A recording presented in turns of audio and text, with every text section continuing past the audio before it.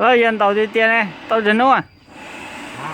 Dân tàu đi tiền tàu chân lấy ra.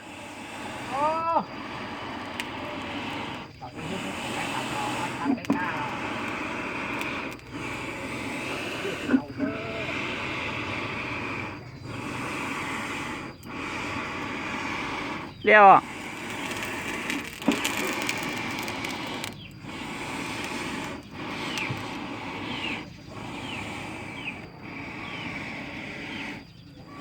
Mà nó có tháo ta toàn tàu tiền đó.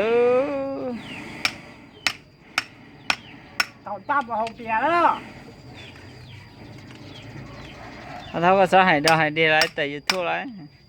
Đây cho tu những con ta một hồng tiền, những tàu ta bọn ta chân một hồng tiền, tao khó xin cho đi nè.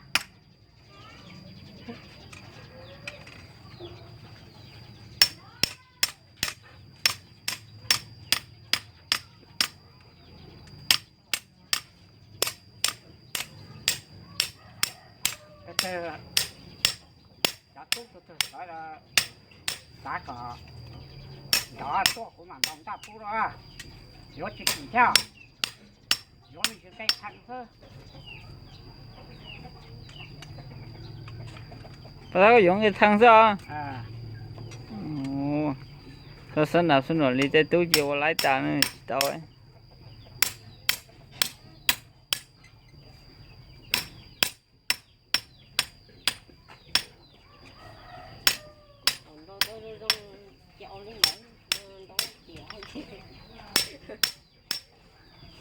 Nó chính khói à cha hổ đây có ông còn đi nó ha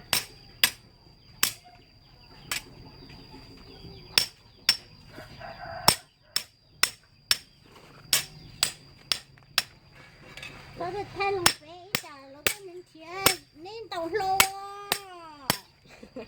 Đó là cái chọn ta hồng tiền thế nào? Tiền đồ này hả? Tàu cái chọn ta hồng tiền. Con biết rồi, tôi thiết chân thiệt. chú ấy trả nó có nên chia nên tàu ta thì không tàu tan thọ nó ít ra chỉ cho phở nhiều có thể võ trên ta thế nào cha ngõ giá nó bên đi đấy Tàu tôi thật sự thật thôi.